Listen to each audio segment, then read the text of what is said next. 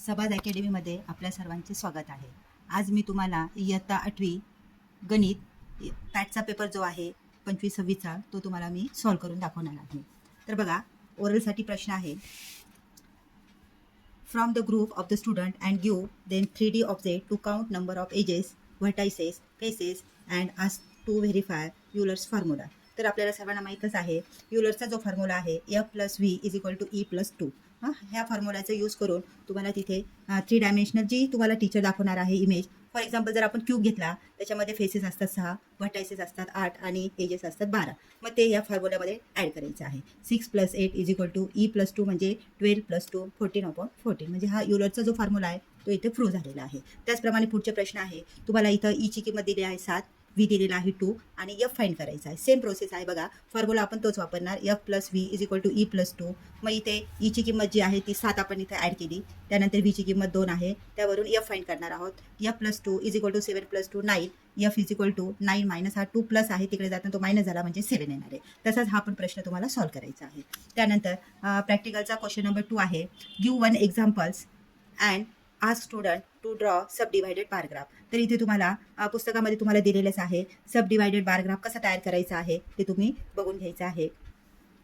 यानंतर पुढचे प्रश्न आहे. क्वेश्चन नंबर 3 आहे. टोटल मार्क्स आहे त्याला 9 मार्क्स आहे. Solve the following examples. Write the numbers. आता तुम्हाला हा नंबर दिलेला आहे तो तुम्हाला वर्ड्समध्ये लिहायचा आहे. तर बघा 82 जो आहे 82,05,02,038. त्यानंतर पुढचा प्रश्न बी आहे.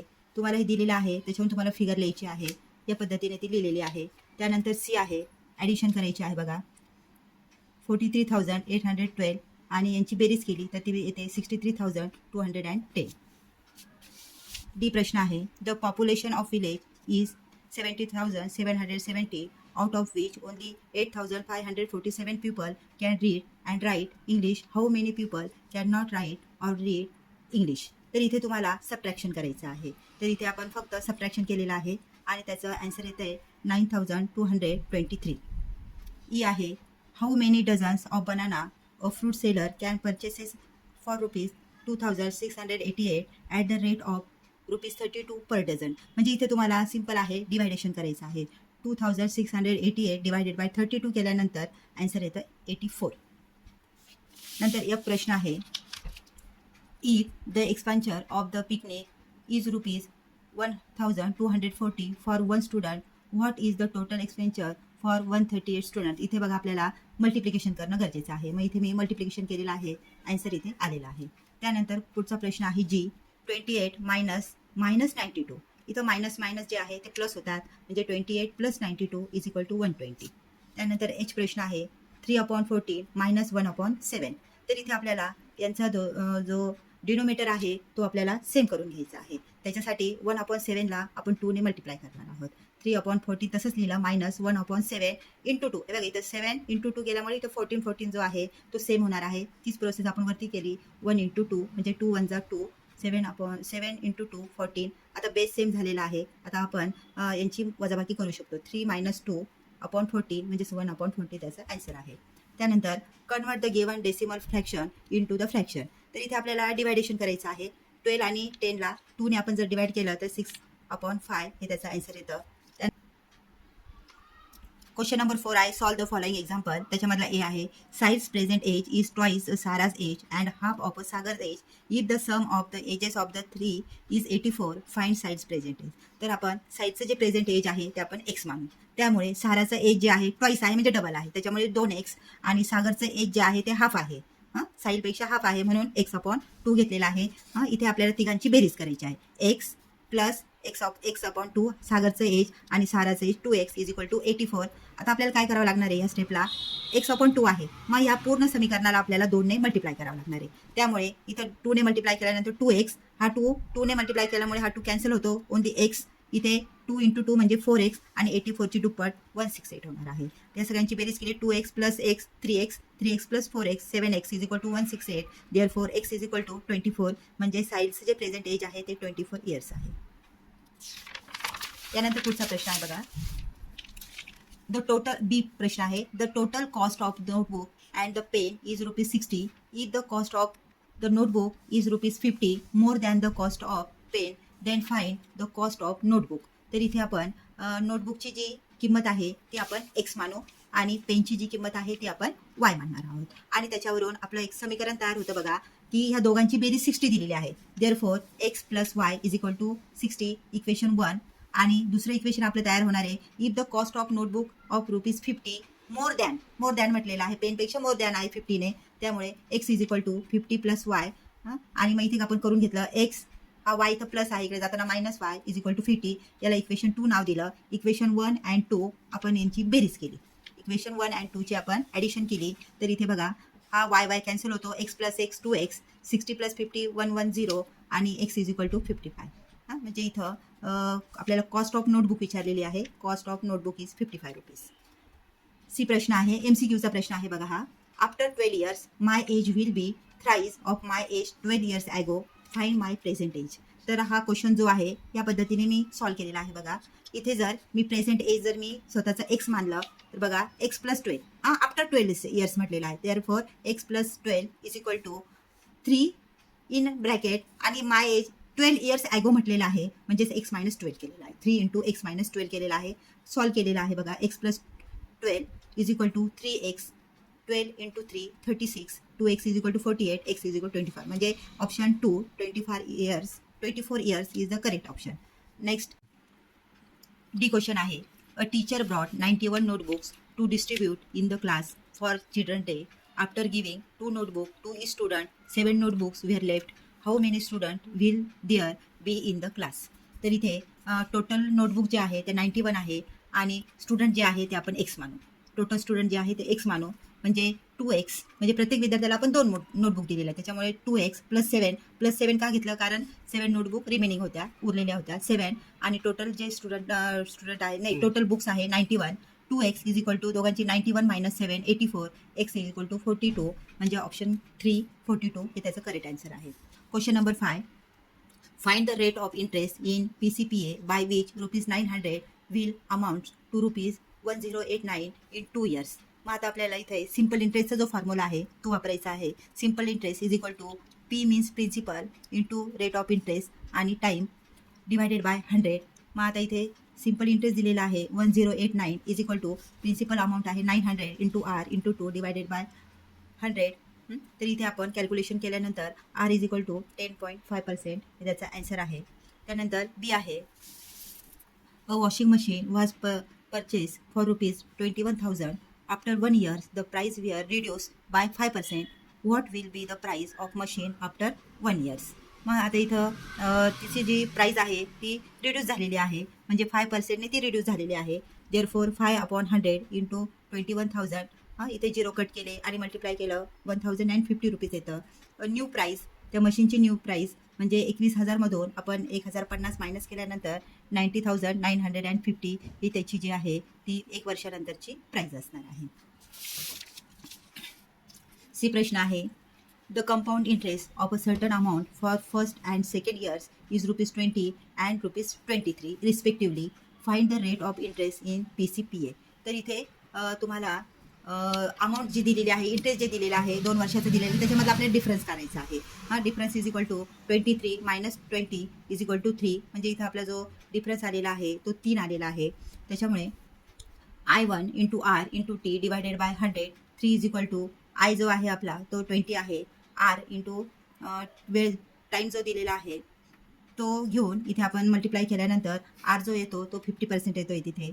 त्यानंतर क्वेश्चन नंबर 6 आहे, solve the following example. In the figure given alongside some measurements are given. Find the area of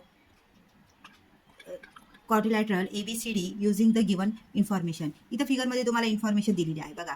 he figure जी तयार झालेली आहे 2 ट्रायंगलपासून. ट्रायंगल आहे DBC, हा एक ट्रायंगल आहे आणि DAB हे दुसरा ट्रायंगल आहे. मग आपल्याला पहिले सेपरेट आपण ट्रायंगल DBC या ट्रायंगलचा आपण एरिया फाइंड करणार आहोत. Area of triangle DBC is equal to 1/2 base into height. Base जो आहे तोचा DC आहे, हाईट जो आहे तो BT आहे. मग 1/2 इंटू 60. बेस जो आहे 60 आहे आणि हाईट जी आहे 13 आहे. 2 1 2 आणि इथे 30 राहतं. 13 इंटू 13 390 स्क्वेअर मीटर येत आहे. त्यानंतर या भागाचा आपल्याला एरिया फाइंड करायचा आहे DAB. बघा एरिया ऑफ ट्रायंगल ABD याचा आपल्याला 1/2 इंटू बेस इंटू हाईट तोच फॉर्म्युला यूज करायचा. 1/2 इंटू 9 इंटू 40 180 स्क्वेअर मीटर. आता ह्या दोन यांची बेरीज केली तर आपल्याला ह्या पूर्ण क्वाड्रिलॅटरलचा एरिया सापडणार आहे. तर बघा, area of quadrilateral ABCD is equal to area of triangle DBC plus area of triangle ABD. या दोन ट्रायंगलची आपल्याला बेरीज करायची आहे. 390 plus 180 is equal to 570 square metre या पूर्ण चौकोनाचा एरिया असणार आहे. क्वेश्चन नंबर 7 आहे. Solve the following example. The volume of the cuboid is 275 cubic centimeter. Area of its base is 25 square centimeter. What will be the height of the cuboid? तर इथे volume of the क्युबाइड जो आहे तो formula आहे L into B into H. हा formula आपल्याला इथे use करायचा आहे. आणि हा व्हॉल्यूम जो दिलेला आहे तो दिलेला आहे 275. Therefore 275 is equal to L into B into H. हे एक समीकरण तयार झालं. आणि दुसरं बघा, एरिया ऑफ इट्स बेस. मग खालचा जो बेस आहे तो आपण काढतो L इंटू बीने. लांबी गुणिले रुंदी हे सूत्र आपण वापरतो. म्हणून area of base is equal to B into L आणि तो दिलेला आहे 25. मग याच फॉर्म्युल्यामध्ये आपण एल इंटू बी जिथं आहे तिथे आपण 25 टाकलं तर बघा 275 is equal to 25 into H. H is equal to 275 divided by 25. Divide केल्यानंतर आन्सर येतं H is equal to 11 centimetre. हे त्याचं 3 नंबरचं ऑप्शन करेक्ट आहे. त्यानंतर the diameter of the base of cylinder is 7 and its height is 60 centimetre. Find curve surface area of the cylinder. इथे तुम्हाला diameter दिलेला आहे 7. Therefore radius is equal to 7/2. हे आपण तसं ठेवलं तरी चालेल किंवा 3.5 घेतलं तरी पण चालणार आहे. हाईट घेतलेली आहे 60 सेंटीमीटर. फॉर्म्युला आहे curve surface area of cylinder is equal to 2πRh. मग इथं 2 इंटू पायची किंमत घेतली 22/7 आणि आरची किंमत घेतली 3.5 घ्या किंवा 7/2 तसंच ठेवा, ते कट होतात. इंटू 60 यांना भाग देऊन त्याचा आन्सर येतं 1320 सेंटीमीटर स्क्वेअर. पुढचा प्रश्न आहे बघा. इथे तुम्हाला फिगर दिलेली आहे. Observe the figure and state by which test of congruence the given triangle are congruent. तर इथे तुम्हाला फिगर दिलेली आहे. जे त्याचे कॉंग्रंट पार्ट आहे ते पण तुम्हाला दाखवलेले आहे. आणि इथं कोणती टेस्ट इथे परफेक्ट बसणार आहे. तर बघा, इथे जर आपण बघितलं तर इथे तिन्ही पण साईड आहे. म्हणजे इथं साईड टेस्ट पण इथं यूज होणार आहे. तसंच इथे साईड आणि हे अपोजिट अँगल आहे ते कॉंग्रंट म्हणजे साईड अँगल साईड. म्हणजे इथं ह्या चारही पण टेस्ट जे आहे ते इथे परफेक्ट होतं. म्हणजे ऑप्शन 4 जो आहे त्याचं करेक्ट ऑप्शन उत्तर आहे. त्यानंतर out of the following which is not a test of congruence. तर बघा, टेस्ट ऑफ कॉंग्रन्स जे आहे ASA टेस्ट आहे, SS टेस्ट आहे, SAS टेस्ट आहे. फक्त अँगल ही टेस्ट नसते. म्हणून त्याचं ऑप्शन क्रमांक 1 हे त्याचं आन्सर आहे. यानंतर write the congruent elements of the 2 triangles from the figure given alongside and state by which test the triangles are congruent. इथे तुम्हाला फिगर दिलेली आहे आणि कोणते कॉंग्रंट पार्ट्स आहे ते पण दाखवायचे आहे आणि टेस्ट कोणती आहे. आता बघा, 2 ट्रायंगल आहे XWZ आणि ZWY. मग in triangle WXZ and WYZ मध्ये मग इथं साईड बघा, इथं XW जी साईड आहे ती काँग्रेस आहे कोणाबरोबर WY बरोबर. म्हणून इथे बघा WX side WX is congruent side WY given आहे.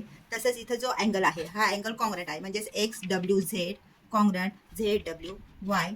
तसंच ही साईड जी आहे WZ ही कॉमन साईड आहे आणि ती सुद्धा कॉंग्रंट असणार आहे. म्हणजे इथं टेस्ट कोणती आली बघा, साईड अँगल साईड. ही टेस्ट जी आहे साईड अँगल साईड या टेस्टनुसार हे 2 ट्रायंगल एकरूप झालेले आहे.